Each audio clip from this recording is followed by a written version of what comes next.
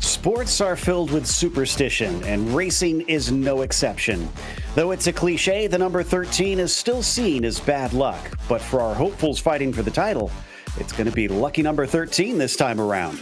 Let's get ready for the PCA Sim Racing Series 13 Pro Class, and you'll see it all live here on RaceSpotTV. Hi, I'm Joe Peak, and with me in the booth tonight is Mike Nouse. And behind the scenes is our director, Ramiro Cisneros. We're thrilled to have Princess Cruises as the 2025 PCA title sponsor, and as the official cruise vacation partner of Series 13, they provide exclusive offers, including world-leading itineraries across a fleet of 16 elegant ships sailing to more than 330 global destinations. Reach out to the PCA concierge team to book your next adventure today by calling 833-679-2188. And that's not the only big thing happening this season. PCA is also proud to announce that they are celebrating their 70th anniversary in 2025. Here's to many more decades with North America's largest Porsche enthusiast group. Mike, lots of enthusiasts in this club, of course, here on the sim, as we can see, as this is one of 4 in the pro class. But let's take a look at the schedule before we get into the thick of it and see what's coming up this season.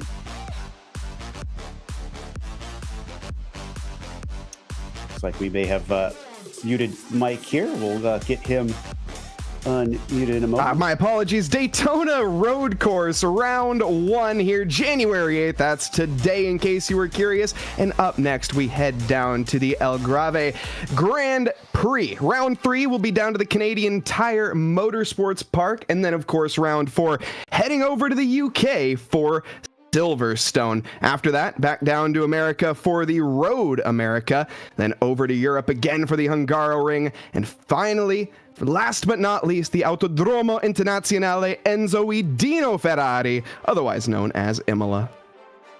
Oh, great pronunciation on that. Man of many talents with his languages. Meanwhile, as we take a look at what today involves, we are at Daytona, which is fitting to start in sports car racing. We've got the real race coming up with the 24 here soon this month.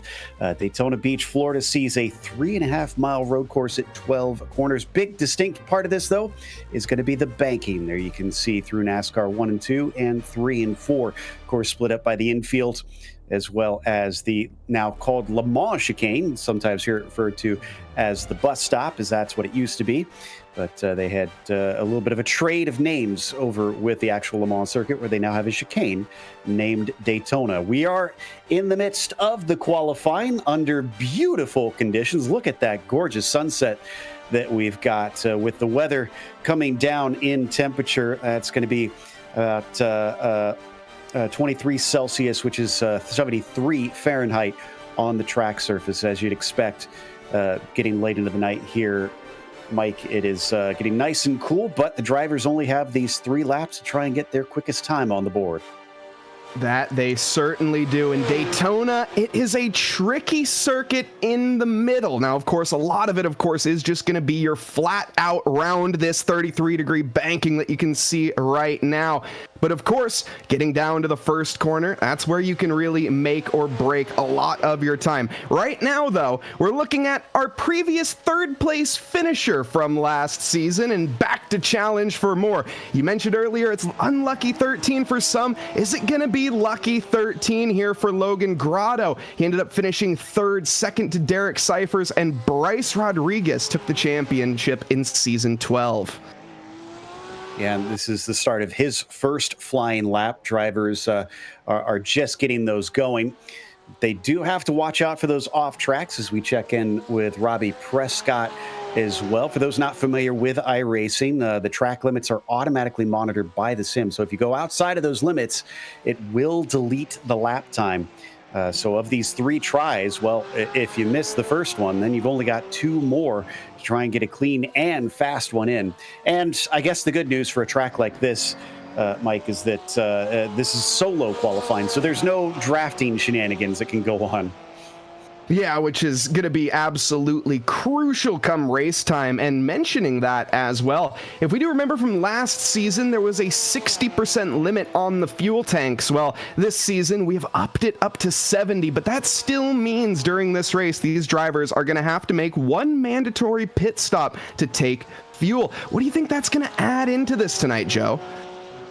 Definitely think it's going to make for some interesting strategy because, like you said, the draft's so powerful here. Who will be able to save fuel, and also who will have someone to pit with? Because in some cases, you know, if you're in a battle, if you're in a big group, you want to try and maybe duck out a little early and try to get away from that so that you can run faster. Not so here. It's kind of super speedway rules like you would see on the oval, where you want to have a group that you pit with so that you can get in and out together and not lose that slipstream. You're going to be able to work better in a pack, have faster lap times as long as you're not with anybody that's too off pace with you. Looks like of our first lap times, Logan Grotto is currently the quickest over Prescott by about 0.07 of a second. So we check in with Arthur Chan here in the number 50. I know during the practice times, at least towards the end of the practice session, we were looking at more than 20 drivers within a second of one another, which is kind of impressive, Mike, because, I mean, we're talking over 1:40 around this place. That's really tight for a lap of this length. Yeah, especially when you consider the fact and just how, like you say, tight the drivers are in the midfield right now. But as this qualifying rolls on, it will continue up at the front. Keep in mind, folks, the blink of an eye is 0.2 of a second. That's 0.2. When you think about the gaps between Robbie and Logan right now, 71 thousandths of a second. It's minuscule. We're talking inches over the course of a lap of 2.5 miles. Well, I guess 2.5 miles for the road course, 3.5 or for the circle, 3.5 for the course that we're on here today, 5.7 kilometers and 12 corners, 4 to the left, 8 to the right. But mostly, again, a lot of left-hand corners here, or rather long left-hand corners as you're going to be turning the wheel mostly left. How does that affect your tire wear throughout this? I know tire wear is not usually an issue here at Daytona. Typically, it's pretty kind on tires, so doubt the drivers will be worrying about that too much. And ironically, despite all the turning left, it's all on the banking. So really, the major right turn areas are in the infield there. So you've got Brett Holmes heading through the Western Horseshoe right now, and you've got the International Horseshoe. That's going to chew up those left-hand side tires maybe just a bit more. But again, I can't imagine there's going to be too many that are going to be thinking about that as much in this race as James Huth. Only good enough for 24th on his second lap. First one apparently got deleted. I wonder if he maybe cut the Le Mans chicane a little bit too tight there. Maybe just a hair, but speaking of hairs, Bryce Rodriguez slipping into the top 3, 21 thousandths off, 200ths behind Logan Grotto right now. And again, this is a bit of deja vu from the previous championship. Bryce coming to see how he can fare here in the virtual world once again. Not just quick here in the sim, but he's also a Skip Barber instructor, so he knows how to wheel a car. Is honestly pretty impressive, and has used the sim as well to kind of get his real-world career going a bit. He competed in the PT Autosport Shootout both in 2022 and 2024. So he kind of started here and then managed to get himself established over in the meat space and get himself a bit of a ride. Hasn't really been competing at any sort of major level yet, but obviously he's quick enough that he's been picked up by Skip Barber, who's obviously a very popular school for many, many race drivers, as we watch Chris Pies now come around, currently sitting in the 9th position and not showing him tracking on much improvement. In fact, he's going to get shuffled down a little bit to 11th as Kevin Jokel will then cross the line. 12th, and he stays 12th as that lap is not an improvement. And Robbie Prescott sneaking into the top as well, just into the nick of time. I think that was his final lap. He does retire it back into pit lane, but on the top of the time charts, certainly nothing to shake a stick at, as Logan and Bryce, I think, are both done with their qualifying as well. This is Jason Finch, who's on his final lap. Looks like he might jump up a few positions. He's improving by 0.3 of a second. Remember, it's very tight here, so this is going to be a lot of spots. If my timing is accurate, 44.5. That is about 0.2 quicker, and that's up to 21st for him with that last minute improvement. So up next is Brett Holmes. He's actually the only driver not to set a time yet. And let's see what he can do this second time around. Is he going to have enough time? No, he's not going to have enough time for a third. So this is critical that this one will count for him. And it does. It's a 44.3, and that jumps him up to 20th. Very crucial lap to get in at the very end, as it seemed he was struggling there just a little bit, but in the nick of time, getting it under control. And here is Thomas Briggs, currently sitting down in 4th position on the final corner now and heading down towards that infamous tri-oval. Is this going to be enough for pole position? We're looking at a slight improvement, and that's all he needs. He doesn't need much, but no, it looks like, well, we're into the bus stop, excuse me, here. And as we hop on board, Joe, talk us through the banking. Yeah, I mean, thankfully, it's pretty simple from here. It's foot to the floor and shorten up the line as much as you can as he comes off of the high banking and now actually up to the tri-oval. He is improving. He's about a little over a quarter away from the pole. I don't think he's going to improve that much, but you never know. 43.9 is going to, no, it's not going to put him up any higher. It was his quickest lap, but he stays in 4th. Just about a blink of an eye off the marks there. Thomas Ewing behind in that 5:03. We're taking a look now at Brett Holmes, though, down in 21st position. This is his last attempt, and he's sending it through the bus stop. You basically take flight on the final part there, cutting through the curbs like a hot knife through butter. Now accelerating all the way to the line. It's a long acceleration down once again. Are we going to see an improvement for Brett Holmes?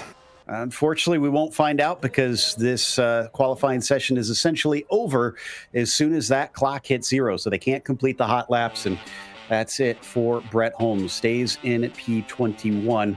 We get a little bit of a warm-up session before the race. This doesn't mean a whole lot. This is just for the drivers to do any last-minute practice that they want to do. And importantly, these two highest classes, the Pro and the Club, are the only two that have open setups, which we'll talk about in a bit. In the meantime, let's go through our starting order. Robbie Prescott going to be starting on the pole with Logan Grotto starting next to him. Bryce Rodriguez will be in P3. The number 4, Thomas Briggs, good enough for 4th for him. Thomas Ewing is P5. Outside of row 3 is Arthur Chan. Then we get into 7th, where you see Michael Patterson, flanked by Justin Sang. Fernando Torres starts in 9th. Chad Sosnowski will round out your top 10 with Chris Braun in the 11th spot. And then Ryan Cowley in 12th. Mike? 13th position here belonging to Christopher Piaz, and 14th to Kevin Jokel. And my apologies on any mispronunciations. Down in 15th, though, the number 7 of Leif Peterson with David Fernandez alongside in 16th.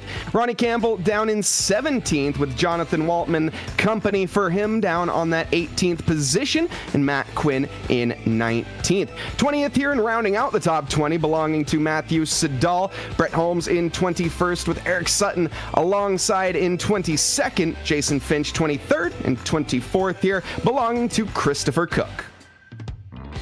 Then in 25th, Joe Sinclair is going to be alongside Matthew Jokel, and Chad Hinson will start behind them in 27th. Rich Meekler in P28. James Huth 29th, and 30th goes to Lenny Holland. One more car in the field, and that's Robert Rose for the Music Stat region in the number 443. Nice sized field to kick things off for the pro class of Series 13. First race of the season, first race of 2025 as well for PCA. So very excited to see what these drivers can do out there. And you can see, obviously, racing into the night here at Daytona, with this being a lit track. The cars do have headlights, of course, so they would be able to see, but they don't need them nearly as much for this circuit. So open setups. I had touched on this just before we came to the grid order here, Mike. This track, I have to imagine we're going to see drivers try to trim those things out as much as possible, get that straight line speed. Yeah, definitely for the downforce, not quite as required. You can see here once we get into these lower speed corners, you're not as much air pushing down on these Porsche 992s, which is also another added factor. Of course, this is the new iteration of the Porsche, the newest iteration of the 992 GT3R. It features a 4.2 naturally aspirated flat 6, up from the 4.0 that the 991 had, and it generates about 565 horsepower and enough torque to tenderize an elephant with a 0 to 60 in 3 seconds. These cars are a handful, and as we were talking about there, trying to get the balance as correct as you can will be crucial, because right through here, this is at your maximum unsettlement, the car wanting to pitch off pretty much at all times, but it's about keeping it between the mayo and the mustard all the way through and trying to negotiate these Porsches on what is a very challenging circuit. The nice thing is they have switched over from the Cup car, though. So as we're racing that 992 last series, this time it is the GT3R, which is the actual GT3 class vehicle that you'll see racing in things such as IMSA and WEC, etc. So a little bit more downforce, a little bit more stable car than the Cup car, which is quite a handful. But these things do offer a lot of setup opportunities. So drivers who are a little bit better on that mechanical and engineering side could maybe steal a march over some of their rivals at this top level to get a little bit more speed out of it. I don't know about you, Mike. I was never really good at that end. I'd kind of just get in the car and drive however it is. Yeah, that's kind of where I'm about. I can tell you a lot about the car, but I can't tell you how to set it up. It's a very fun car, very punchy. In terms of the balance, especially getting onto the throttle, getting onto the brakes. Why don't we talk about that beforehand? This isn't a car, especially on Daytona in particular, with the amount of banking and the amount of sort of downhill. It's not much of a downhill as there's not really elevation, but you're still going at a downward angle, but right before the road flattens out, and that's most prominent in the chicane and in turn 1. But when you get down to it, these cars very easy onto the brakes and very easy onto the throttle. If not, your car will be more than likely facing the wrong way. Yep, you got all that weight on the rear end of the Porsche, as almost always is the case, so you got to make sure and really respect that weight transfer and the throttle application, especially out of those slower corners like we've got coming out of the International Horseshoe, the Western Horseshoe, and of course turn 6 as well. Will take some real patience to get the most out of it as the cars now start to line up on the back straightaway, and then they'll be on their way. Other interesting thing, because we've had a number of changes coming into Series 13, is they've actually updated the blue flag rules, Mike. So apparently one thing that they're doing differently this season is that the cars, once they are in, actually, let me pull it up here. I've got it in my notes, so make sure I get this correct. Once the gap is less than 1 second, the car receiving the blue flag must let the other car by within 3 corners. And they are watching this, so the live stewards could hand out penalties if they feel like you are obstructing a car that is on a lap ahead of you. So I think because of a couple incidents last season, they chatted with the drivers and they've implemented this so that maybe those who didn't quite get the memo of the gentlemanly considerations of lap traffic get it this time for real. Definitely is an interesting element with it being, of course, the more Formula 1-esque rules than GT rules. Of course, that being the 3 Marshall posts being translated over to F1. But Joe, here's the green flag as we get ready. We're lined up 2x2 Noah's Ark formation. Take it away. Indeed, ready for our first laps of season 13 here for PCA to celebrate 70 years for the Porsche Club of America.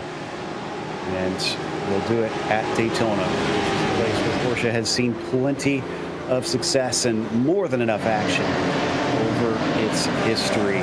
Off of the banking, the Porsche pace car will release Robbie Prescott.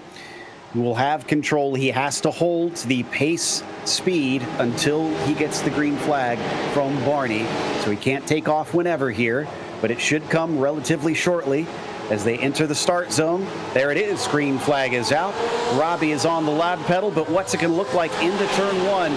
Turn one at Daytona, often known for all kinds of issues as drivers try to cycle down to a much narrower track on the exit. 3 wide back there for third place. A little bit of contact maybe, but they're going to get away with it. I think that was Thomas Briggs who had a little bobble. Meanwhile, the rest of them coming through the opening chicane, and now they head into the International Horseshoe. Briggs caught slipping there just a little bit, off to a little bit of a poor start, but up at the front right now, Robbie Prescott and Bryce Rodriguez are pretty much let off the leash. Thomas behind now, fighting to make up those positions and trying to hold on to where he started. Arthur Chan in the background. It seems most people have settled out nip and tuck, but it seems to be a dive from the back there. And side by side, I think that was Matt Patterson. And Rodriguez nearly managed to get by Prescott, got his nose underneath him in the Western Horseshoe. Couldn't make it stick, though, as they now come onto the banking at speed for the first time. We've had a problem with Thomas Ewing down the order. I see him dropping plenty of spots. Not sure what's caused it. You can see a nice little fight back here as well, with other cars coming up behind them well within reach for that third position. But top two split by about 1/10 of a second before Rodriguez slams on the binders, decides not to pass him to the bus stop. Robbie Prescott's dealing with more pressure than a submarine right now. Bryce Rodriguez has given up a hurry up on lap one. He has the draft. He has the run. Is he going to make the move into the first corner? It's a long ways away. But what do you do if you're Bryce Rodriguez? Do you go for the discretion as a better part of valor? There's 1 hour on the clock, 35 laps. Do you go for it now? Yeah, he's got a lot of time for it, and he decides, no, I am not. Here's what happened to Thomas Ewing. So that's coming out of the International, or the Western Horseshoe, it looks like, and into turn 6. Oh, and it's exactly like we were talking about. The rear just comes around. He gets a little brush, but he's actually very lucky. More drivers were heads up, and nobody else made contact with him. He gets going. He's currently last on the fields. But Rodriguez, I wonder if he's playing the long game here, Mike. Is he already thinking about fuel just sitting in the slipstream of that 3 car? He's almost posturing like he wants to make a move, though, which makes me think the otherwise, but he very well might just be trying to get into the head of Robbie Prescott. He doesn't have any intention of making a move, but he wants Robbie to think that's the case, to force him to weave a bit, to force him to make moves that he otherwise wouldn't and use more fuel than otherwise is necessary. Playing the long game might be the way for the number 24. We'll have to see as we keep going. What's happened to Rodney Campbell? Whoa! Somebody coming across his bow, missing their brake marker down into turn 1. Both of them are the worse off for it. Also, Kevin Jokel, I can report, had something happen down into the Western Horseshoe. We haven't seen it yet, but he is also taking a tow into pit lane. One of the good things, though, is that all 4 classes, Mike, they do have a spare car waiting for them. And this is what happened to Campbell, as didn't quite see who it was, but yeah, very much a car just losing control under braking. Nothing Campbell could have done there, and certainly a difficult one to break down as well, just all the way. But either way, just getting a punch to the face massively in the start. Never how you want to begin with a trip down pit lane unscheduled. And that's going to put a real hindrance into the long term. Here's Jonathan Waltman as well in the wings, and actually that's what led to the contact. Send him right into the tire barrier, and round he goes. Yeah, so it was Waltman that lost control. I was trying to tell, almost looked like maybe he had some help or something coming into the corner. So yeah, that might explain what's going on. And as we expected, with the practice and qualifying times being so tight, the fields, even 3 laps in, has not spread out. There is Jokel. Oh, wow, massive hit in the tires. No wonder he had to take a tow. I wouldn't think that car could drive away from that. No, that's certainly not showroom ready. Definitely not how the Porsche manufacturers had drawn it up at the start of this race. But as we continue on here, we can see the battles are fairly tight. Robbie Prescott is still not going to be lost by Bryce Rodriguez. This is the contact. Here we go. Brace for impact, folks, as Kevin Jokel into the wall at Mach 10. And, well, That's certainly a trip back to pit lane. Sounds like we've got our first black flag of the session. Rodney Campbell, I am seeing, for an incident earlier on in the race. Wonder if he was the one that made contact there coming into turn one that we saw a little bit earlier. So we check out with Thomas Briggs. This is Sosnowski just in front of him, fight for 5th place on the circuit. They've got about a second up to Justin Sang. They're probably just out of the slipstream, I would imagine, at that distance. So they don't want to fall too far back from the 31 car. No, definitely not. We're starting to see a lot of sort of pack styles developing with a bit of 2-man and 3-man packs. And whoa, Eric Sutton, a little bit of his Sum 41 impression. He's gone in too deep in the bust stop and got it back going, kept the car moving, and doesn't end up beached. He is going to end up all the way back down in 27th position. And as we rejoin, this is Chad Sosnowski into the kitty litter, and he's looking to make a safe rejoin. Hats off to him for taking his time. The good news is there is no kitty litter on the outside of turn one. Bad news is it's just right to the barriers for him. And I think he did make contact, not just with the barriers, but with the driver he was fighting with. I think that was Briggs, the two of them. So wonder if we'll see another penalty be handed out. Here it is right here. He did kind of pinch him. The car was to the inside of him. How do you see that one, Mike? I need to see that one again, as the rule here in PCA is your front wheel to your rear wheel pretty much is more or less the rule. So I need to see that one a second time, but it definitely looked like a very ambitious move, to be saying the least. Regardless of who was at fault, I'd say that move was pretty aggressive with 53 minutes left. Yeah, it's early in the race and maybe not worth the risk at this stage. Sang versus Arthur Chan. So for P3 now, we've got this fight on screen coming off of the high banking into the tri-oval. Is he also going to hang back, or is he going to go for a move? He's going to hang back. Big lift coming up into the braking of turn one, down off the banking and into the infield. This is what I love to see right now. It's like a lion hunting in the Serengeti. He's just trying to wait for an opportunity, wait for him to have a slight little weakness, stray from the pack, and then immediately he'll pounce and claim his prize. It's just a matter of time, I feel, but we will have to see as this race develops. Good exit there for Arthur Chan to get him out of reach of Sang, at least for a brief while. So we come back to the lead. This is definitely not farther away. Rodriguez still breathing down the neck of Robbie Prescott, but is also still just hanging out in that second position. And we haven't been watching, but obviously with them not having swapped around, I get the feeling that this is still Bryce just kind of hanging out, letting the race come to him. Yeah, I think you called this one pretty much perfectly earlier on. He had those little intentions of just getting into the psychology of Robbie Prescott. He saw he wasn't making a dent, and so he settled in for the long run. 35 laps. We've only completed 5 here. Let's go for it. Maybe when there's 5 laps left rather than when we're 5 laps in. Yeah, and we're going to have to be as patient as Bryce is in this situation to see how this plays out, because we won't really know, most likely, until we get to the pit stops to see if he did save enough to really leapfrog. Meanwhile, I believe this is the front of a huge train of cars.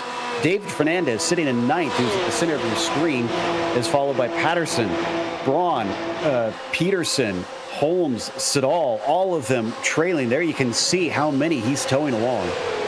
Yeah, like a pack of butterflies in a windstorm right now. Certainly seems to maybe be holding everybody else up, but he also just has enough pace to stay ahead. We can see the 29 just in the background of Patterson. Looks to the inside, but it was a very futile look, and he knew it as well. Just a dream and a hope, and that's all he can hope for right now, as David Fernandez is dominating the lead of this pack for 9th position.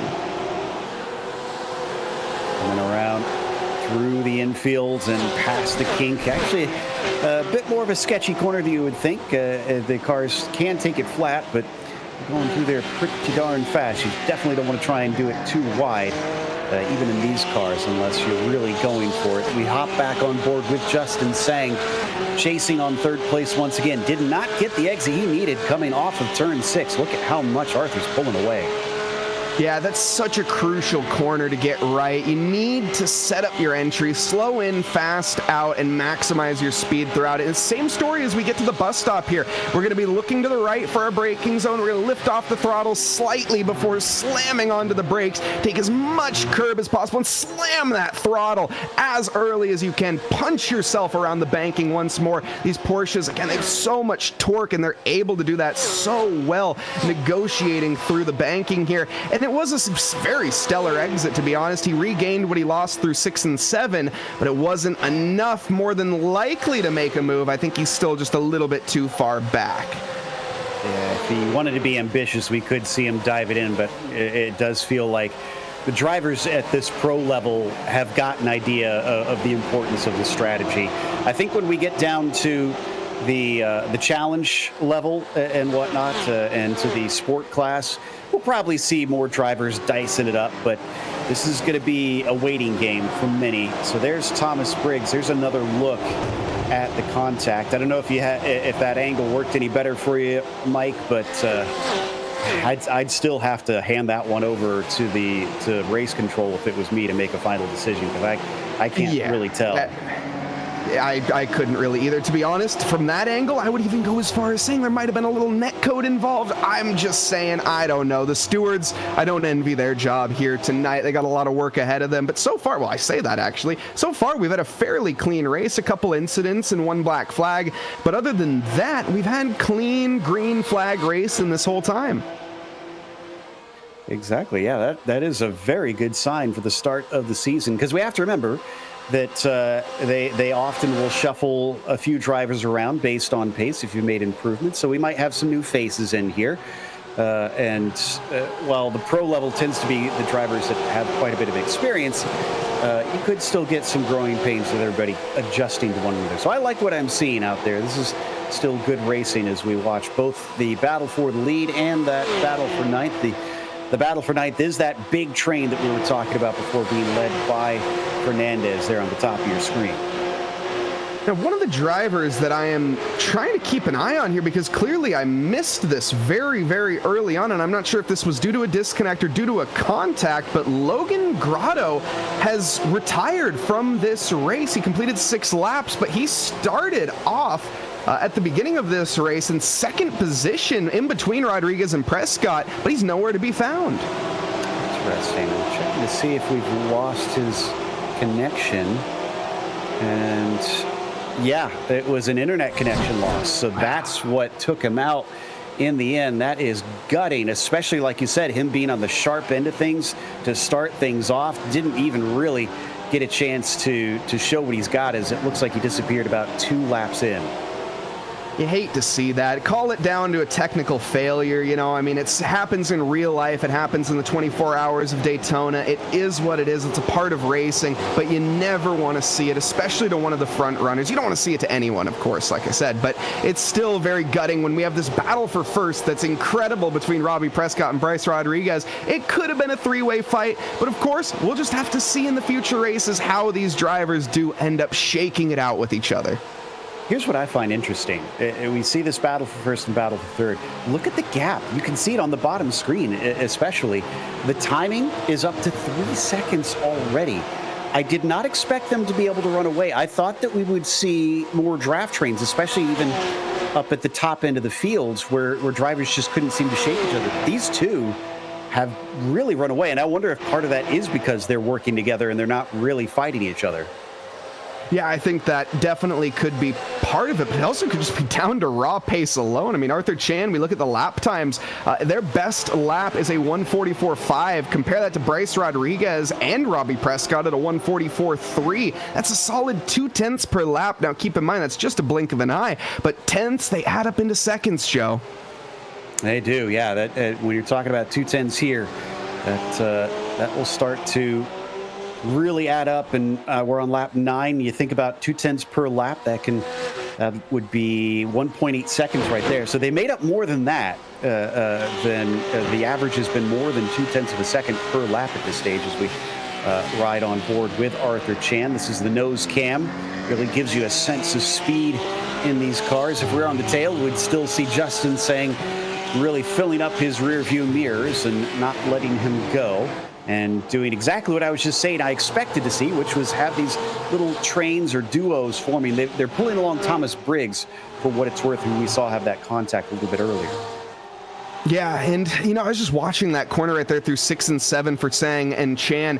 You watch how close Sang was through the sector before that, and they come to 6 and 7, and the dirty air, I think, is really playing a role for these Porsches because it just costs so much understeer for Sang. And regardless, he's still got a solid exit, and here we're going to see him again really get a good launch. He seems to be, well, I'd maybe take that back, but he seemed to be quite strong through the bus stop in the previous laps. But it's a very well-met matchup at the front, but as the gap here, well, continues, I don't see these two really fighting for the foreseeable future. I think they have just locked arms and are working together, and we might see a position change here and maybe there, but it'll be just down to a mistake if that's the case.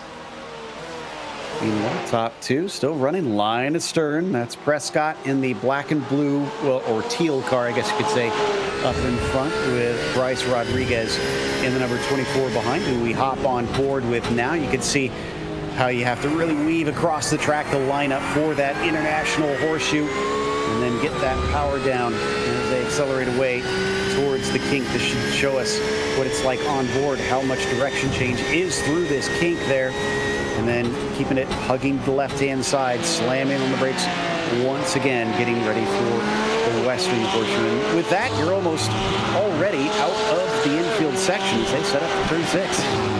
Yeah, this is one of the most important corners, though, on the circuit, turn 6 and then through 7, which you're basically trying to make into one corner. There technically are two there, but it is one. And now we can see 33 degrees of banking on that car, about 18 as we get down towards the tri-oval. And Robbie Prescott and Bryce Rodriguez, they must be singing an anthem together at this point or some sort. They've definitely bonded throughout this so far. Yeah, that's a good way to put it. By the way, I see Matt Siddall in pit lane. I think he may have been involved in some sort of incident.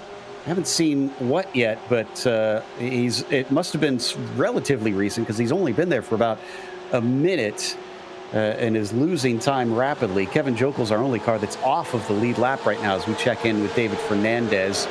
Getting that spot back. He was at the front of this group. He lost it briefly to Ryan Cowley, and now Cowley is going to be re-overtaken as Mike Patterson says, thank you very much. I think I'll use this tow and get a spot myself.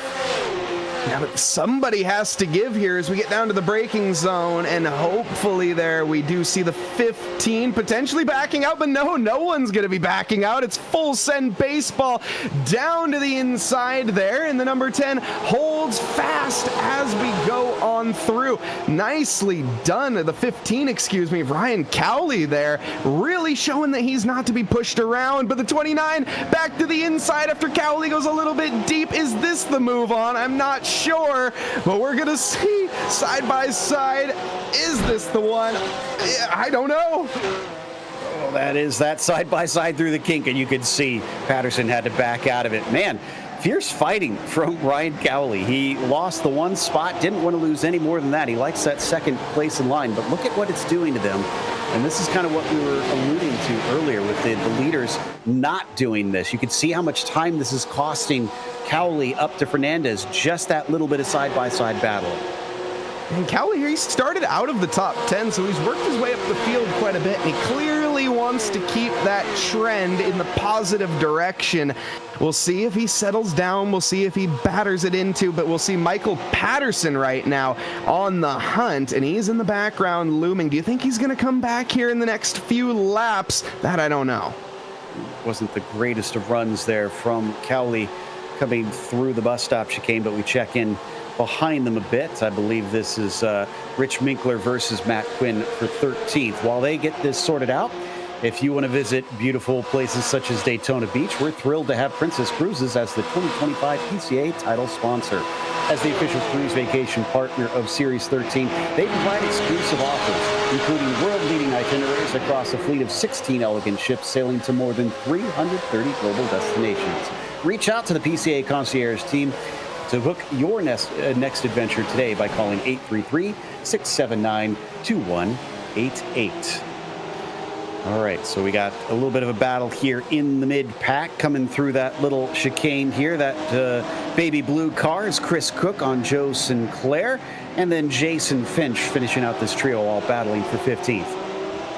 Bit of a knife fight in a phone booth is what it looks like down here in Sinclair. He's kind of caught in the middle right now of a sandwich that I don't think he wants to be part in. And right behind him, Chris Cook giving him the hurry up, and Jason Finch, I think, being a bit of a thorn in his side, to be honest. He can't make the move, but he really is getting held up. I think he's got a bit more pace underneath his bonnet, but it's just not able to get unleashed with another Porsche sitting right in front.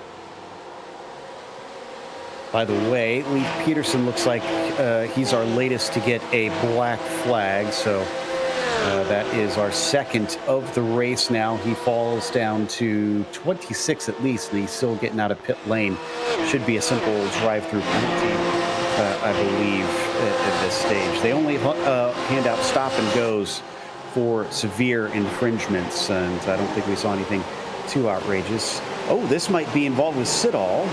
I think it is, yeah, so just, causes all kinds of woe for those around him. And Peterson was not without problem in that, too, it looks like, as he gets sent towards the back already.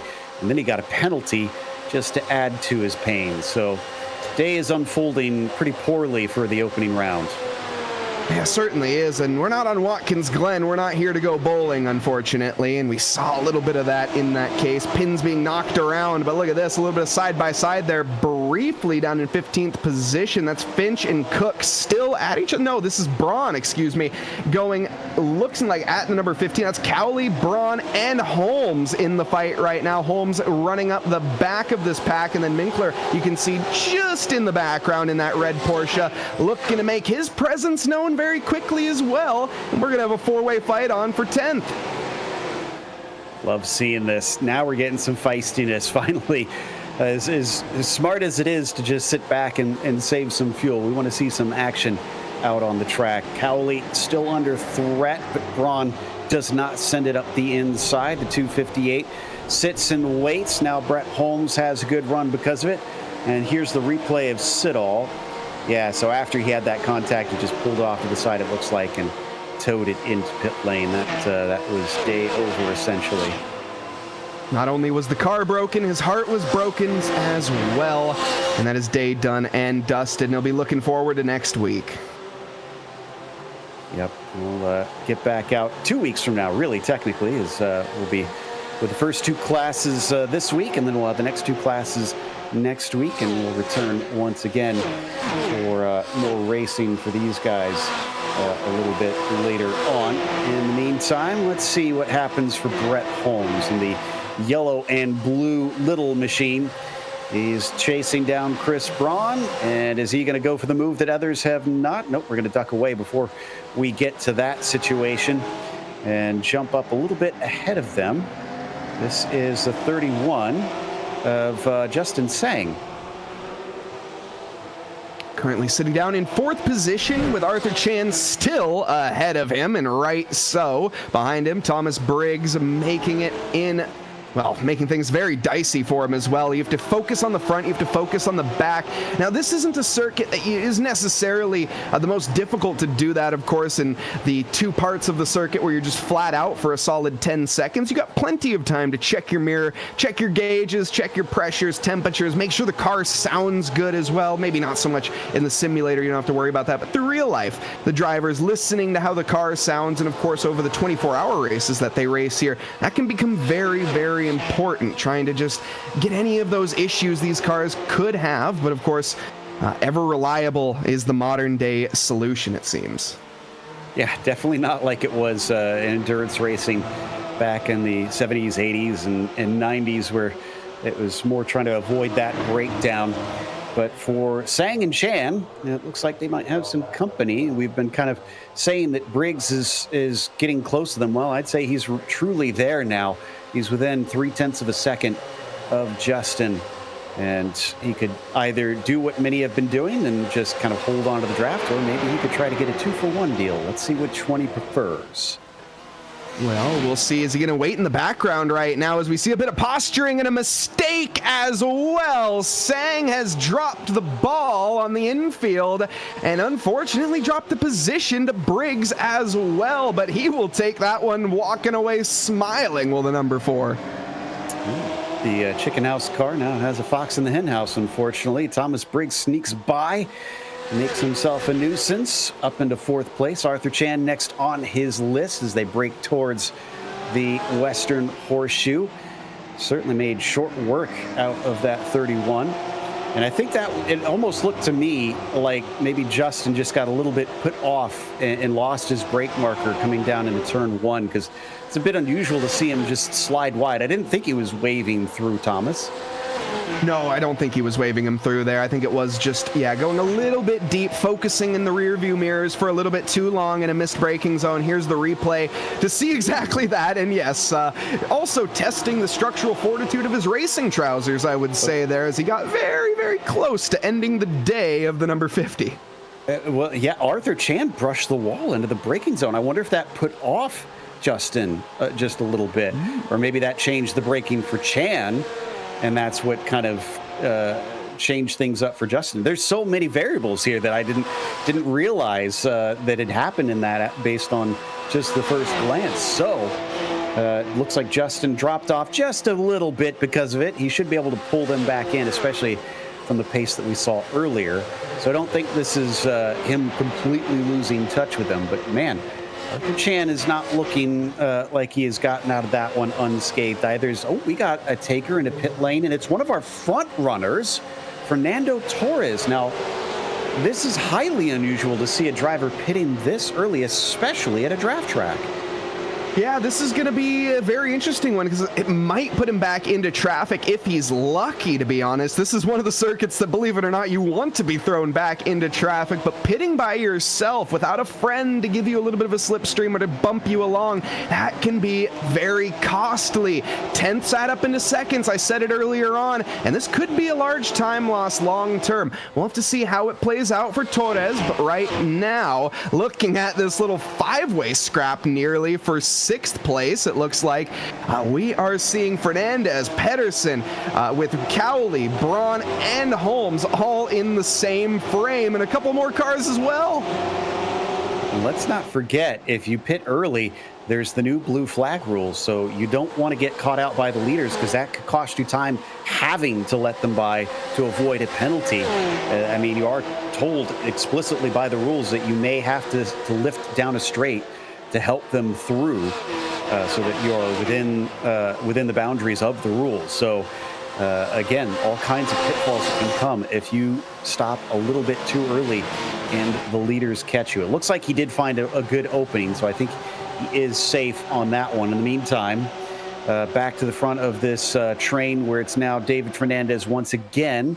Mike Patterson in behind him. Cowley gets shuffled down to 3rd in that train, which is 9th overall, and we know that he likes to fight hard, so will he try and come back and get back up to that P8?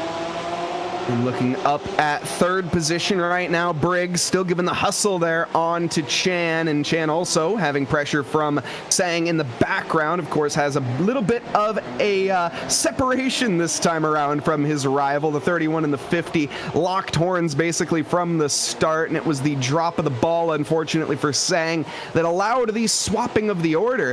And we'll see if long-term how that plays out as well. One thing, these drivers are playing chess at 200 miles an hour pretty much, or 180 miles an hour, give or take, for these Porsches.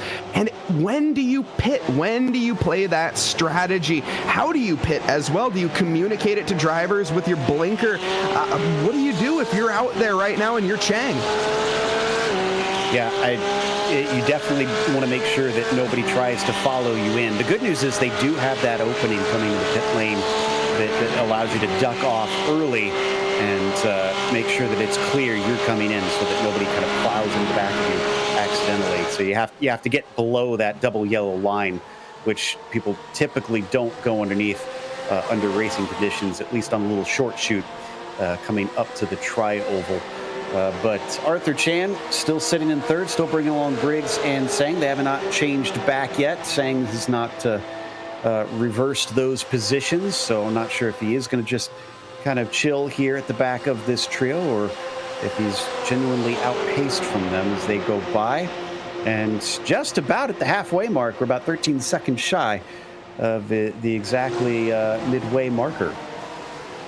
And look at that, Christopher Pies, he's up 7 positions. David Fernandez up 9 positions for one of our biggest gainers, 16 as well for Rich Munkler. And coming into pit lane, we see exactly Michael Pedersen, and I think Rich gaining a position from this. Rich still out on circuit, but this looks to be, Joe, our first group of pit stops for the night. Yeah, that's a good point. They all came in together here. Brett Holmes in amongst them. Patterson, as you mentioned. It looks like Chris Cook, also one of those that has taken a pit stop. They were followed in, but quite a bit later by Thomas Ewing. There's the drivers effecting their pit stops while the others continue on around the circuit. That is Prescott and Rodriguez there up on the top of your screen, who still need to take a pit stop. We don't expect them to be in until at least a little bit longer in this race. So of those who just pitted, Patterson's back out, but he's way ahead of Chris Cook. There's a significant difference. And then Brett Holmes also way ahead of him. So they came in together, but they did not leave together, at least not as close as I think they would have liked. Yeah, definitely that seems to be the case, and a lot of ground to make up for some. I wonder if there were missed pit boxes involved or something along those lines. But either way, looking at the lead right now, these two drivers, evenly matched would be an understatement. The past few laps, last lap they were separated by 10 thousandths of a second. This lap, they were separated by, 60 thousandths of a second. I think that's about the furthest they've been thus far in terms of distance. These two are putting on an absolutely electric show up front. And I would not want to be trying to match wits with Bryce Rodriguez. One of the things that he had told me is that he is able to solve a Rubik's Cube in under 60 seconds. This is an extremely smart guy, very clever. Don't think you want to go toe-to-toe with him and see if you can outsmart him. I'm kind of surprised, actually, that Prescott hasn't allowed him through, that he's continuing to pull him along, because he's giving him the upper hand a bit here by giving him the slipstream all race long. I have to totally agree with you. I would have expected a little bit of swapperoo from both of the drivers, and maybe Robbie handing it back to Bryce, Bryce handing it back to Robbie, because I would think the lead of the race isn't really where you want to be right now. I think long term, you're going to be benefiting, like you said, from saving fuel, from being in the back burner right now, and trying just to manage your pace, manage your tires, which you mentioned aren't too much of an issue, but either way, manage everything that you can to the best of your abilities. Every little advantage will matter down to the wire, and he's going to have a solid launch as well as Bryce Rodriguez, but I don't think there's any intention. He seems to just be tucking up slightly higher and getting that momentum to bleed off. One thing I will give Prescott is he's probably got the mental fortitude for this, as he actually ran in Division I, both cross country and track in college, so he's definitely someone who knows how to compete at a high level and has been doing quite well. We haven't seen him really have any major hiccups so far in this race. Before hopefully he has any more hiccups, we once again want to remind you that we're thrilled to have Princess Cruises as the 2025 PCA title sponsor. As the official cruise vacation partner of Series 13, they provide exclusive offers, including world-leading itineraries across a fleet of 16,000 ships sailing to more than 330 global destinations. Reach out to the PCA concierge team to book your next adventure today by calling 833-679-2188. Big thank you to Princess Cruises for helping make Series 13 happen. Out of the drivers who have pitted, though, by the way, Brett Holmes still our highest pitter right now. He sits in 16th. We'll see if that changes, because it looks like David Fernandez, Matthew Jokel, and Lenny Holland have all come in, and they're immediately passed by Holmes, so he will hold on to that highest pitter role, or will he? No, excuse me. Fernandez is actually heading out of pit lane right now. David Fernandez in 13th position ahead of Brett Holmes. I'm trying to find out what that gap is. It's looking like it's not much, though. That's for certain. And it's down to the 10th down. In fact, they come out nearly side by side, I'm pretty sure. But David Fernandez does lose the position to Holmes at the end of the day. You're right. It was almost side by side exiting the pit lane, which is so excruciatingly long in these cars. And the other thing is, I don't believe they have the two-sector pit exit speed limits that they do in real life now for that pit exit. Here in the sim, you have to wait all the way until you get around turn one, then you can release the pit limiter and get going. And it's got to just be mind-numbingly long for drivers wanting to get on the loud pedal as long as possible. But it's the same for everybody, so they all have to suffer that same weight as we watch both the battle for P1 and P3 on our screens, and now go full screen with Prescott and Rodriguez. And Quinn here into pit lane. He's going to be making his one stop here back from, I think, 10th position. Did now he just miss it? Dropping. I thought I saw him back up there. You might have a little bit. Yeah, you might be right. A hair of a miss there. Again, every 10th matters when you're racing in a field this close. I was noticing the one thing when you're watching that split cam with the battle between third and the battle for first, is Bryce Rodriguez starting to look a little bit more aggressive? Is he starting to posture his car for an overtake? That I'm starting to ask myself, as he's looking maybe like he wants to get the hurry up on sooner rather than later. That gap much tighter than it was on the previous laps. Yeah, that's a good point. He could be kind of testing the waters now. I'm watching Quinn. I did go back and confirm on my screen, by the way. He did miss it slightly, and that has cost him. It was a bit of a slow cone-to-cone time at 53 seconds. For reference, Brett Holmes had 50.1, and even Fernandez had 52.1 out there. So 53 is definitely a slow time. Oh, and Prescott just pitted. So Prescott is going to be in, and this is still 23 minutes left. Now, I don't think this is too early because this is a very thirsty track, and it looks like he's going to be followed in by Chan and Briggs. And this is going to force the hand. Yes, indeed. That's never what you want to see. Hopefully contact is avoided as we negotiate into our pit boxes. No contact there. But Bryce Rodriguez pretty much has to pit on this lap. Now, at least that's what I would think so. He doesn't have a buddy. He doesn't have a helping hand, but he hasn't really had a buddy this whole time either. So does he just get the hammer down and try to give the best laps he can, or does he come in on this lap? We'll find out. Oh, man. Briggs has called this one to perfection. Interesting. Okay, so Briggs not only outbraked Arthur Chan into the pit lane, he beat him out of it with a 4-second shorter stall time. Wow. So Arthur Chan may be either needing more fuel or not feeling as confident as Thomas is on how much fuel he's going to need to get to the end. And if Thomas is short-fueled, he now no longer has a friend to hide behind to tow him along. So he's going to have to definitely fuel save. That's a long distance. 5 seconds is a lot of time for that difference around that mark, of course. At the front, here is our leader, though, Bryce Rodriguez. This is now the question. Do we pit or do we stay out? What is the call right now for the number 24 Porsche 992? It looks like the call is, let's go one more. Oh, no, Rodriguez is in. He is not going to go one more. And Sang is going to follow him. This might be the end of the pit window because it's only those two plus Chris Braun that need to take a pit stop. And we know that Rodriguez was able to save fuel in behind our former leader of Robbie Prescott. Prescott, for reference, was in the stall for 20.7 seconds, which makes Briggs' 18-second stop all the more impressive. So what's going to happen with Rodriguez? We'll watch to see what happens with the counter on our timing and scoring as the 2:58 of Chris Braun becomes the last driver needing to pit stop in and out for Bryce Rodriguez. 19.3. Prescott about a second slower. Rodriguez should theoretically be able to jump him, but will it be enough to break the slipstream. There is Prescott now coming around turn one. There you can see the flash of the rear tail lights of Prescott, or excuse me, of Rodriguez. No, he did not break the slipstream, but he did get track position.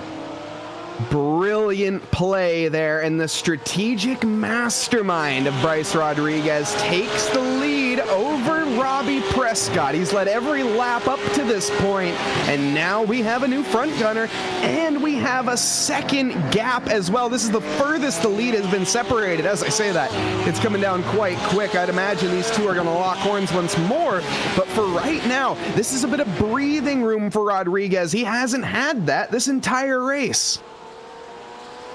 Yeah, he's going to get to run in clear air for the first time, really show what kind of pace he does have.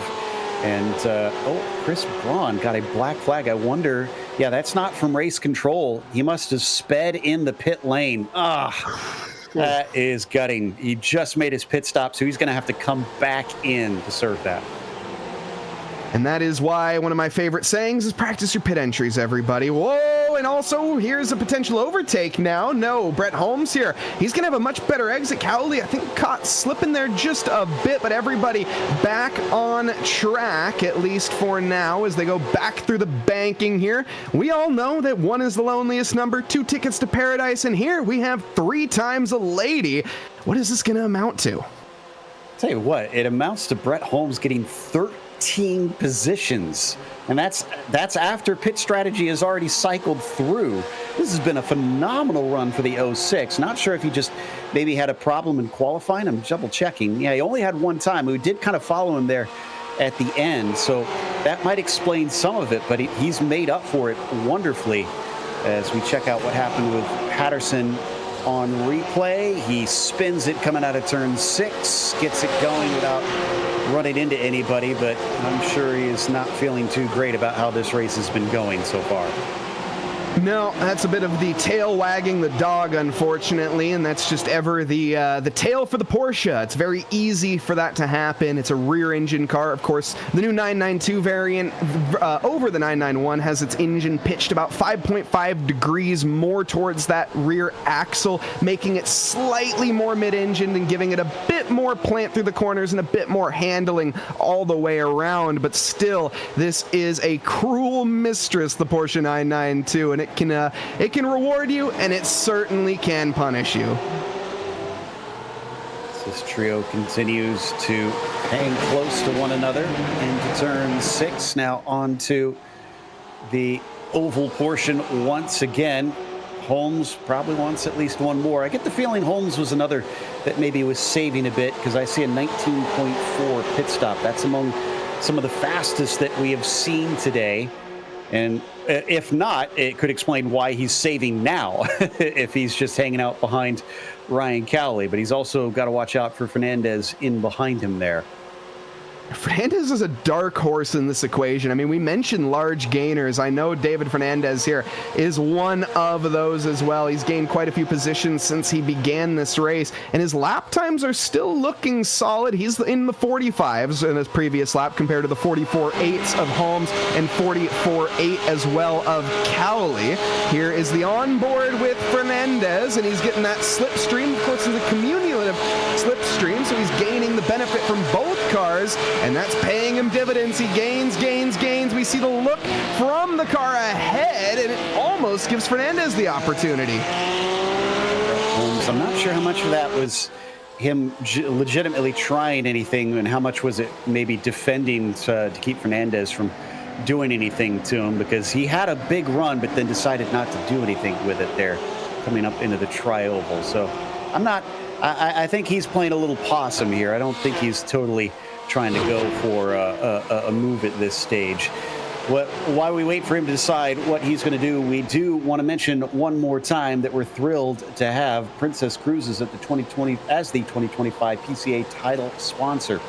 As the official cruise vacation partner of Series 13, they provide exclusive offers, including world-leading itineraries across a fleet of 16 elegant ships sailing to more than 330 global destinations. Reach out to the PCA Concierge team to book your next adventure today by calling 833-679-2188. Let's check in on that battle for third. We haven't looked at this in a while. Sang leads Briggs, but the critical thing about this is, where's Arthur Chan? He's nowhere to be seen. No, he's kind of checked out back into 5th position by about 11 seconds. Where has he gone? That's 11 seconds to the leader. My apologies. Interval 3 seconds. He's still nowhere to be seen right now. In the background, there he is, just out of shot. But right now, Sang, did he get the upper hand in the pit stop phase? Because, of course, Briggs was ahead leading us into that. And with that, now Sang back on the top, no? Yeah, Sang is now leading them once again, but Sang was following Chan before. So I think Briggs is probably in the best position, because Sang also had 18.5 seconds. Briggs only 18 seconds. May have been our quickest one.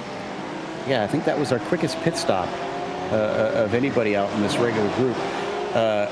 But he's also got the toe from Justin Sang. He's letting Sang push the air.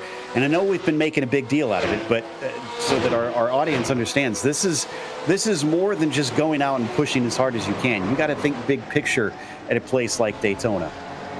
You certainly do. And another thing, of course, these drivers are having to think about as well is, yes, this isn't the newest feature in iRacing, at least at this point, but it's still new, and it's very new all the way around, is, of course, there's going to be grass that's going to be added to the circuit, and through very crucial parts as well. The chicane, you see every now and then some grass getting kicked up, and now I'm not sure, I know some tracks, obviously, it can be worse than others. How much do you think that's playing a role here tonight for them at Daytona, Joe?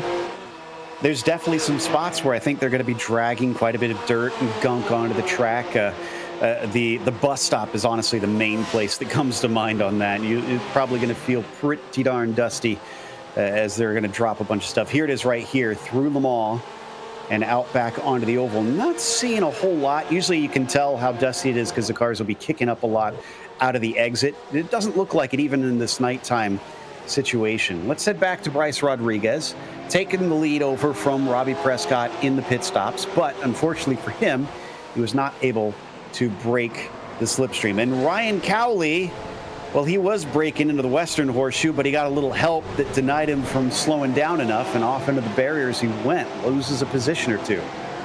Yeah, a little contact under braking results in a slightly broken car for Ryan Cowley. Not to his fault whatsoever, unfortunately. It was an assisted spin off into the wall, and we see the lack of traction. What is the number 15 here? This is Ryan Cowley again taking an excursion off.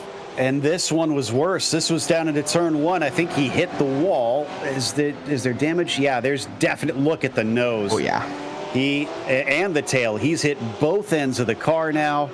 Brett Holmes getting a black flag, I think it related to this incident. So there's this one all on his own. I wonder, I bet you his braking was messed up a little bit by the damage he got from the first incident. It looked like just a violent snap of oversteer without really much control at all that sent him off into the wall. But the fact that that car is still driving is a testament to the manufacturers. Porsche here making quite the strong machine. And if Armageddon ever falls, I think I want to be in a bunker made of Cowley's face. Brett Holmes, that's an image in my head now. Brett Holmes is going to have to come and serve only the third black flag that we've had in this race so far, with 12 minutes left to go. I want to give kudos to the drivers. This is impressive just how clean. It's not just that we've only had these 3 penalties. We've had no other warnings besides those. This is some of the cleanest racing we've seen for some time, especially considering, let's just say that Monza, the last race of Series 12, wasn't their best showing. Yeah, I mean, you can cut the tension with a cricket stump, as Murray Walker would say in this race. It's battles pretty much everywhere you look, and they're not just battles on melees like you would see, for example, as for Monza, as you said. This is more of that strategic chess-like playing where you have to think about it long-term. You have to calculate your moves, and you can't just go full send into a chicane because, well, there's only one of those, and you might end up in a less than ideal situation if you tried that. I spoke too soon. Mike Patterson now had our 4th penalty, so let's hope I did not commentator's curse. So here's why Brett Holmes got his penalty. He was the one that got into the back of him. I'm pretty sure he knew as soon as that incident happened that black flag was coming, because that looked pretty cut and dry. Yep, a little bit of miscalculation on the middle pedal, and it's gotten the best of us from everybody. Everyone that's driven on the sim wheel at one point in time has made that mistake, and it doesn't matter what level you're at, it's still something that can happen to everybody, and it did tonight. Now, one driver, first off, we're looking at the battle for the lead that's continuing on here, but I wanted to mention again, Christopher Pies is in 6th position right now. How many positions total has this man gained at this point? 7. And that's at the top end of the field. Yeah, I mean, that gets inexorably harder the higher up you go. So that's hugely impressive. Rich Minkler, by the way, up 18. He sits in the top 10 right now. That is amazing what he's been able to do. There's Chris Pies on our screen, a long-time racer in this series. And in fact, even before I was calling him racing here in PCA, was able to call his races over in the Autobahn series as well. So been kind of following his sim career for some time now as we come back to our leaders. Now, I know I've been critical of Robbie Prescott and saying, well, why is he pushing the air for Bryce? Why is he doing this way? He's now in the catbird seat, because if this slipstream is powerful enough, I wonder if he's just saying, okay, you know what? I'll let him leapfrog me in the pit stops. I'll wait till the last lap. I'm just going to steal this win away the easy way. Very well could be trying to go for a little bit of a water off a duck sort of example, I would say, in the very last possible minute. But that's obviously a brilliant plan, but we all know that no plan survives first contact, especially with the enemy. And when your enemy is Bryce Rodriguez, well, you've talked him up quite a bit so far. He's pretty much been pixel perfect and with a Picasso-like performance thus far. Where has he put a wheel wrong? See, I think I prefer the boxer's idiom to that one. Everybody's got a plan until you get hit in the face. And that's, yeah, I mean, look at how close he's getting to the back of him here. He's got the speed to try and slingshot past him, I'm pretty sure. And Rodriguez undoubtedly knows that. I wonder if he's going to try and play those games too. As we go side by side, Chris Cook here trying to see if he can go on the attack down into the Le Mans chicane, and Rich Minkler says, no, you don't. Behind him, he's got to be careful. He's got Matt Quinn, Joe Sinclair, Chad Henson, all right up on top of him. Yeah, it just kind of accomplished, well, really not much with that look. He really just got some grass on his tires and maybe a couple extra marbles and lost some ground as well. He'll have to be trying that again on a future lap as we check back up to the top of the pack with our leaders and the number 24, Bryce Rodriguez, holding on. But is he holding on by a thread? Is he holding on by a rope? Or does he have a full-on OSHA harness? Well, we don't really know right now, do we, Joe? We're not going to know, I think, until that clock gets to 0 and they get the checkered flag. This is going to be a nail biter, as often happens here at Daytona. Those high banks just offer so many opportunities to try and pull on the car ahead and make it a close fight. By the way, Quinn, I think, did wind up losing a position potentially. No, excuse me, he was fighting with Minkler, so no, they're still in the positions they were in. So no change there quite yet. We ride on board with Prescott, watching across the bow through the bus stop chicane and now back onto the oval portion. They go once again as they get ready to complete lap 30. Here we go. This might be a position change. Justin saying, nope, Briggs, no, he hasn't overtaken him yet, but he's got to run, and he's actually looking for it. He's not going to sit around. He's going to try and go around the high side, so a defensive move from Justin Sang coming down into the braking. What's this going to look like is they're going to have to give space here into this very difficult slow zone on the start of the lap. Deep on it for Thomas Briggs, round the outside, but he runs out of grip. High speed, high commitment move, and no dice to be found this time around. And just again, a little bit of lost time for Briggs. Sang now giving him quite the hard time and really being a thorn in the side. But of course, Briggs had that position at one point in time.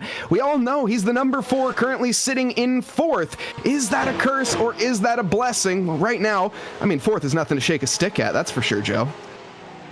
Yeah, absolutely. It's going to be proud of this one regardless. I think started there, but you know, he didn't lose anything. And again, this is the highest level. We have to stress that these are the fastest drivers in PCA. And we're talking 100+ drivers in just the sim here competing. So yeah, he should be proud of what he's been able to show for himself out there.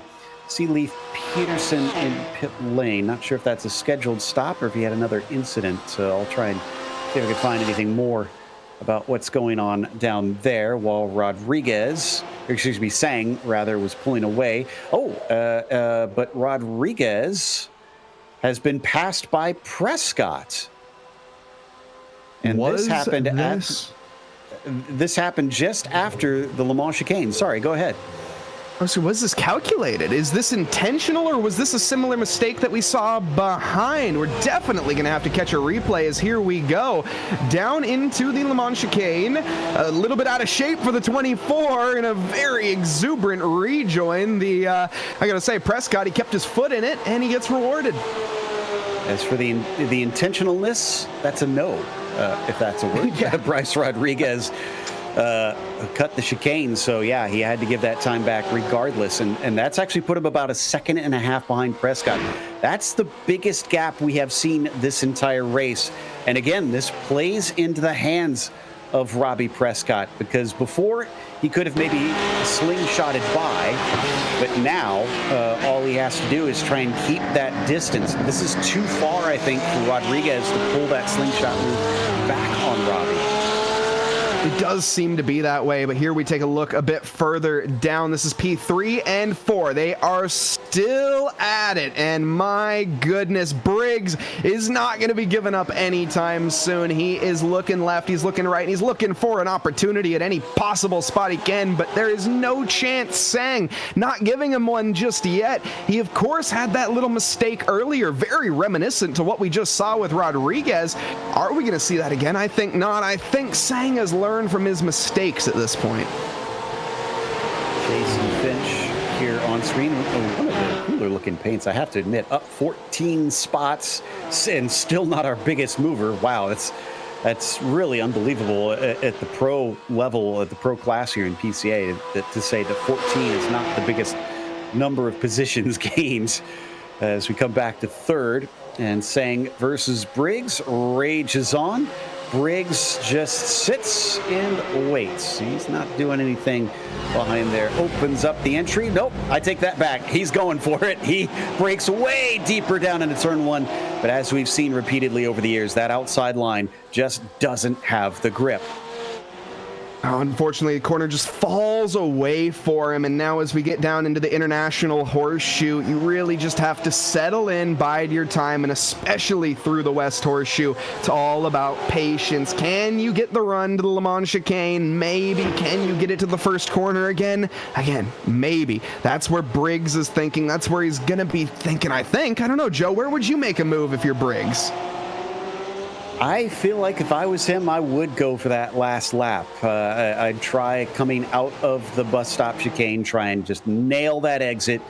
And if you miss out on it, at worst, you've got fourth place, which is still a good points haul here, which that's the other thing they have since changed this season is the way they do the point system. They've switched to an IMSA style system. So we're going to be seeing a lot more points handed out than we did before. 350 for a win. With the number of cars that are here today, we're going to go down to, let's see, we had 31 starts, so 9 points for last place today. That is going to add a spicy level to this championship. Again, all the way going down to Imola. 7 rounds for this here with all of the various tracks. Portimao up next, Canadian Tire Motorsport Park, Silverstone, Road America, Hungaroring, and Imola. What a calendar. Yeah, looking forward to Portimao. That's one of the newer tracks here on iRacing. Very cool as well. Ooh, trying to get it up the inside. Can he get his nose down in there? He's left room by the chicken house machine, and this is what he's been looking for. Thomas Briggs finally gets side by side, but now the track switches back, and it's not in his favor. He cuts across, tries to get the inside back once again. He is chopped off at the nose as Sang says, no, not yet, sir. Brilliant battling all the way around, though. Briggs giving him the run for his money right now, and he's going to be trying to get the best exit possible here. He takes the inside line, though, as he's having a look now down towards the right-hander. He's going to almost make contact. He literally locks bumpers there, does he, with Sang. Briggs here giving him the hurry up, a thought of a send, but that's just trying to sell the dummy. Has that forced the overreaction from Sang? No, it doesn't look like it has. And here's what's crazy about all this. This isn't the last lap. I don't know why he's being so aggressive now. Prescott's going to get the white flag this next time by. So will these two. But Briggs thinks it's go time. He doesn't want to sit and try and do that last lap snipe. He maybe thinks it's a bit too hard. Again, showing himself in the mirrors and aggressively up to the back of him. Car is all out of sorts. He cuts the chicane. Is that going to be a slowdown penalty? Yes, it is. He might have actually cost himself the opportunity as our two leaders come to the line and get the one to go. Let's see, 5 tenths, give or take, a half a second between the two. It was over a second and a half with Rodriguez behind. He's closed the gap. He's clawed it back tooth and nail, and he's just in the process of reeling him in still. But he's, Robbie rather, flopping around like a walleye on the ice of Lake Winnebago. He's not going anywhere. And Bryce Rodriguez managed to snatch this one from him right at the very end. He's flashing the headlights now. You talked about the psychological game. He's pulling out those cards again, seeing if he can rattle that number 3 deep on the brakes. He gets close to the rear of the car, but that's not what he's going to need here later in this lap. He needs to brake earlier, get the launch off the turn. He does not want to send it in too deep because it's all going to be about that run to the tri-oval. Let's see the final real attempt. Is it going to be it? I think, Joe, the gap looks a bit too much. I think it's insurmountable at this point, barring a mistake from Robbie Prescott. Has he done enough? He started on pole. Is he going to finish there? Rodriguez started from third as well, up 1 in this race. Sang up 5, by the way. That's worth mentioning. He's strong in. Again, he needs a strong out, and it looks like it's good. I saw a little wiggle from Robbie Prescott. Rodriguez is there, but is it enough? It's going to be down to the line between these two as he starts to reel him in. The seconds ticking down for Prescott. The finish line cannot come soon enough, but does he have the speed? Here comes Rodriguez around the outside. It is going to be oh so close at the line. Who is going to get it? Nose to nose, and he's not there. Did he run out of fuel? Prescott is going to take the win by 1/10 of a second, but Rodriguez mysteriously slowing, coming to the line. Interesting stuff here.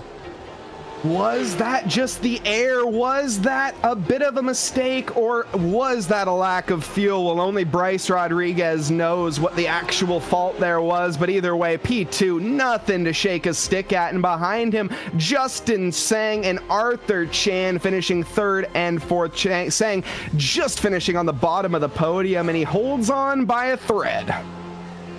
So I've gone back to try and listen to the onboard. I think Rodriguez did indeed run out of fuel. That, oh my God, you talk about a stab through the heart. Here's the replay.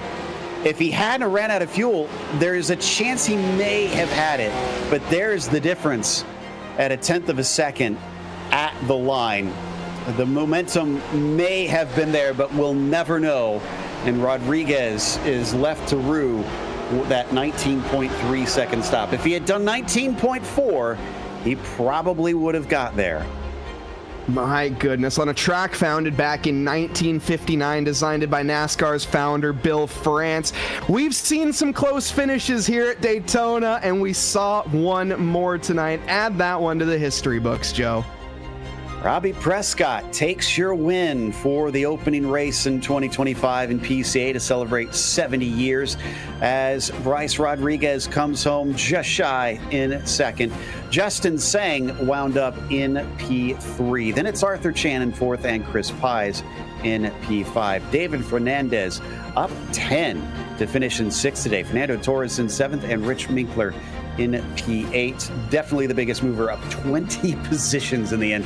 Matt Quinn finishes 9th and top 10. Mike's going to be rounded out by Jason Finch. And on to 11th, we have Joe Sinclair taking home 11th position for the 2-1-2. Chad Henson behind him in 12th, with Christopher Cook alongside in 13th. Ryan Cowley, the trio that we've seen so much of, finishing 14th there with Thomas Ewing in 15th. Matthew Jokel in 16th with Michael Patterson in 17th position. Lenny Holland 18th with 19th belonging to Thomas Briggs, and 20th, rounding out your top 20, Brett Holmes. Then I think I'm seeing Sutton in 20th, Brett Holmes 21st. Looks like our time and scoring showing a little bit different here. Chris Braun was 22nd. Jonathan Waltman was 23rd. Then it's Lee Peterson, P24. Thomas Briggs, a lap down, 25th. Chad Sosnowski in 26th, and Kevin Jokel 27th. From there, you got your DNFs with Siddall, Rose, Campbell, and Grotto in the end. Looks like we've got our winner ready to talk to us. Robbie Prescott pulling one off, although it had to have been nervy coming to the line, no doubt, as it looked like it might get sniped from him right at the end. Let's have a chat with our first winner of Series 13, with Robbie Prescott here. Robbie, congratulations on the victory. We were wondering if Bryce was going to get you at the line there. I'm sure you were wondering too. What were your thoughts as you were coming out of that chicane at the end? Calm, cool, and collective, and I drifted through the bus stop, and I'm like, well, this is going to be fun to the end. So one little mistake there, but Bryce had his little mistake at the bus stop as well, but I just happened to have mine there at the end when he was a couple laps before, so I had to take advantage of it. But he was on me the whole time, and I was following him after the pit stop, so I mean, kudos to him. He's a legit driver, so it was fun being nose to tail all the time with him. Oh, you guys gave us fun to watch, especially right there at the last lap. But tell us, what was your plan in the midst of the race? Because we were a bit surprised that you were willing to take the lead for the first stint, the entirety of the first stint, and push the air. We figured you would want to save fuel like Bryce did. Oh, that was totally 100% the plan. The plan was me and Logan were in a Discord, and we were going to rock together and kind of just switch off saving fuel. But then Logan DC'd right into turn one, so my plan went out the window. I kind of made it look like I made some mistakes in some corners and went wide and slowed down really hard into like turn one and the bus stop, but Bryce wasn't budging. So I'm like, all right, new strategy. This is what I got to do. So changed it up, tried to save as much fuel as I can, and then just come in and made sure I had enough fuel so I could push to catch whatever the gap was that he got me in the pits with. Interesting. Okay, so we didn't catch that. You tried to let him by, and he wasn't taking the bait. You open it off coming out on top, so now you got a high bar to try and step up to. How are you with Portimao? You think you can repeat this next time in Portugal? We'll see, one race at a time, right? Bryce showed how consistent he was last season with getting in the top three almost every single race, I think it was. So it'll be fun having him there. Jesse Lyon, one of my teammates, was out tonight doing some stuff, couldn't make the race. So I know he'll be back, and hopefully Logan can get his connection all fixed up for the next race. And I know we'll have some buddies going with that one. So I expect it could be anyone's race, anyone's season. So I'm just going to start to stay consistent as possible. All right, we'll look out for you. Congratulations on the win today, Robbie. Thank you. Shout out to my Solpec boys. Robbie Prescott, victory today at Daytona, was followed home by just barely over a tenth of a second by Bryce Rodriguez. I do believe that Mike has caught up with P2. Bryce Rodriguez, welcome first off, and second off, what an effort all the way down to the line. How you feeling? Feeling a lot of emotions, kind of upset that didn't get the win. It was just like so close. It was a pretty emotional race because, at the start, stayed behind for the whole race, just being patient. Then finally got him coming out the pits, and then made the mistake in the bus stop, and then tried to basically give it everything I had for the last few laps, and then just at the line ran out of fuel. So unfortunate, but it was a fun race. Yeah, very gutting way to end it. We were wondering if that was the case, and unfortunately it is so, but just down to the wire. You guys were locked up basically from lap 1. And we heard just a little bit ago, of course, the fact that Robbie tried to let you by at one point, but you weren't playing ball. Now, obviously, I'm sure you had a strategy coming into it. Do you want to talk a little bit more about that? Yeah, kind of at the start, kind of noticed that he was trying to let me by, but not make it so obvious. The plan was to stay behind him because once I kind of took the lead, he would just fuel save behind. So of course there's that mind game, and I kind of had my strategy and I stuck by it. So I stayed behind him for the whole race, and then yeah, just kind of stayed behind and fuel save. But yeah, I kind of knew that he was going to try to do that because really at Daytona, if you can fuel save, you can jump him in the pits, which is what I did. But just kind of played out the way it played out, and he ended up winning, so I guess his strategy worked. But yep. Now, next up, we head to Portimao. How do you feel as we get ready to head over to a bit more of a technical circuit? I think technical circuits are more fun for me. Daytona is like one of those tracks, but I don't really enjoy it, so Portimao is going to be a lot more fun and enjoyable for me. I enjoy the technical tracks, especially with the Porsche. It's going to be fun, tricky, but I'm looking forward to it. Love to hear it. Well, it's looking like Bryce, of course, keep in mind, our previous first place finisher back in Series 12, he's back and he's looking for the championship, I'm sure, at the very end. Now, Bryce, before we move on, is there anyone that you would like to thank? Yeah, I just want to give a big shout out to Hyperion Racing Team, Mo Handsome, and of course my dad, who's been helping me throughout this series, and also PCA and RaceSpot as well, who have been great people to kind of set up this whole thing and have some fun racing. Excellent. Well, Bryce, after 36 laps, go and take a rest, sip the champagne, and enjoy the efforts, because it was a great effort regardless. Thank you. Thank you. That was our second place finisher, Bryce Rodriguez, and that takes us to P3. Justin Sang definitely wasn't as close to those two up front, but had his own battles back there. Justin, at what point did you kind of decide, you know what, this is going to be a race for third? I can't catch those guys. When they were over 1.5 seconds ahead, I knew it's not possible to catch at this track. So I just save fuel and hope for the best. Well, and that worked out quite well for you there. It seemed like you were one of those that had a very short pit stop. We saw a number of other drivers that didn't make it on fuel. So how did you manage to stretch that 18.5-second stop all the way to the end? I was saving a lot on the first stint. So I kind of let everyone by and just stay in the draft, and was lifting like the whole straight. So I had more than enough fuel to finish. We also saw a bit of a scary moment coming into turn 1 with Arthur Chan nearly meeting your bumper there. Talk to us about what happened, because we noticed that Arthur had also brushed the wall, so we weren't sure if you just lost your braking point or if him hitting the wall distracted you or what went on. Thomas was getting closer to me, and I was trying to fuel save at the same time, and then I kind of lost my braking spot. And I just went right so I don't hit everybody. But it worked out because I could save more fuel behind Thomas anyways.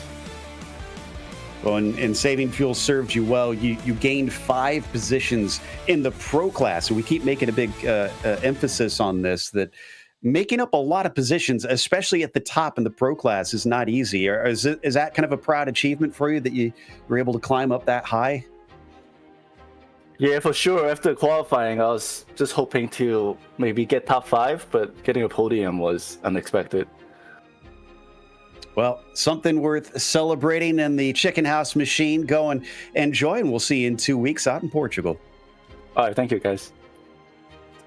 Third place for Justin Sang here today, which, of course, is going to wrap us up. Make sure and join us tomorrow night. We'll be back here at Daytona for the club class once again.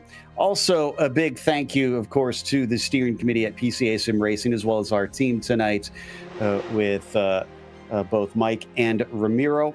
And thank you for watching tonight's broadcast of PCA Sim Racing. I'm Joe Peak, and until next time, race clean, race hard. We'll see you on the track.